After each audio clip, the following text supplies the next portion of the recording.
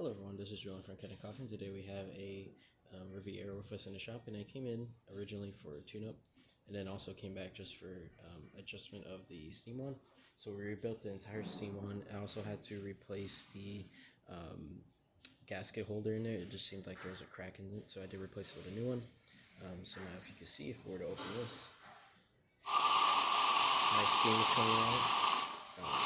Also, there was a lot of minerals and milk solids inside of the steam one, so I did take the whole steam one off and soak it to get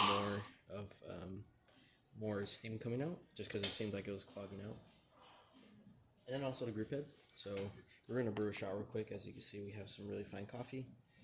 We're gonna put this in here, slide it in. We're gonna pull the lever all the way down, let water go through for a few seconds, and now we're gonna let go, and as it pulls up, the coffee will come out through the bottom.